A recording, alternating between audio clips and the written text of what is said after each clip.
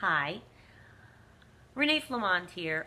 I want to talk about leaving the narcissist and just how bloody difficult it is to finally make the choice to do that.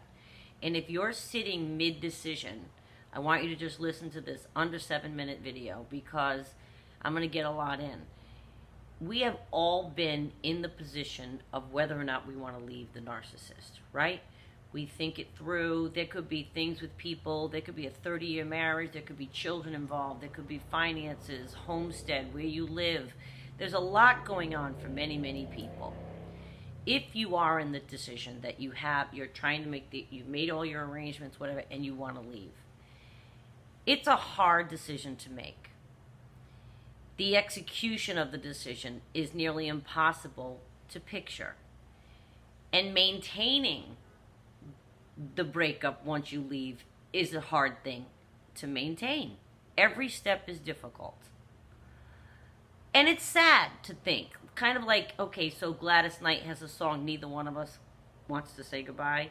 And one line is, it's sad to think we're not going to make it.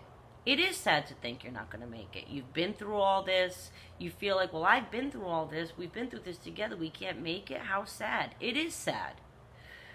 One of the things that helped me is I started to think about the definition of insanity in relation to myself. Because, okay, so they attribute it to Albert Einstein saying that some people say he didn't say it, but they attribute it to him, that insanity's definition is doing the same thing over and over again and expecting different results. Now, Albert Einstein said this, supposedly, in relation to quantum theory. I can understand that. Science and math have an answer. There's ways to get to that answer, usually one in science and math. It's definitive, so if you keep doing the same thing over and over again, you're not going to get a different result in math and science. When it comes to the treatment of the narcissist, I started to think about it in terms of myself. I'm like, so am I insane then? Because in the cyclical nature of the relationship, I kept doing the same things. Fighting for it, fighting with him, challenging him, crying, trying to be there, accepting him back, thinking it was going to be different. So that's insanity. Was I being insane? No. Here's why. I started to think of it like when you are in an altered state of being because of the love and all that, maybe we are in a temporary state of insanity. Maybe that's what it puts us in. I don't know. But I did know that I started to look back because I thought, well, I expected different results, so I guess I'm insane. But then I started to think, did I expect different results? It was a cycle that never wavered, and I engaged every time.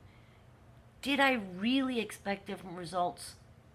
I think that when we all look at it, I don't think we really expected different results. I think we hoped. But deep down inside, I look back, and I encourage you to do the same. I guess I marvel that I had the hope in the face of so much trouble. I knew it was trouble from date number one. And that's a kick in the pants to me from myself. Because I fancy myself a bright girl. So I think, what? How could I? And now I look back and think, it's a helpful tool, but it can be painful. It's potentially painful to look back.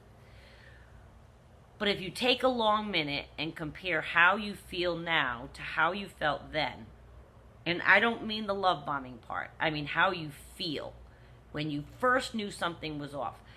I bet it's earlier than you like to even admit.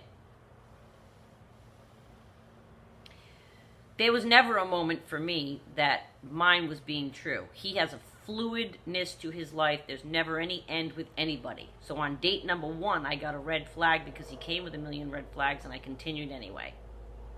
It makes you feel bad about yourself that you did that.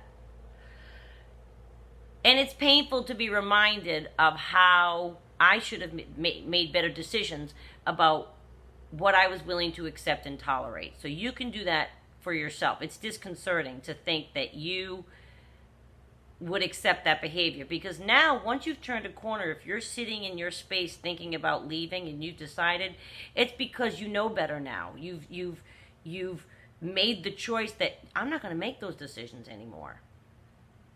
So was it insanity? I don't know if it was insanity, but I can tell you that the repetitive cycle and to keep going into it, it's because when we're in it, we're really trying, we're hoping, we're praying, we're doing everything we can, we're throwing everything into it because we're in an altered state of being, I think, from the love. I really do. And if you get to the state of mind of almost leaving, you're there. So the choices that you're making are for you, your children, your life, your sanity. Get it back. If you feel, wow, maybe I was doing something over and over again, expecting a different result. Well, history and things tell us it's never going to be a different result. The only thing that's going to change is if you change. And take your strength back, take your power back. It's a tough decision.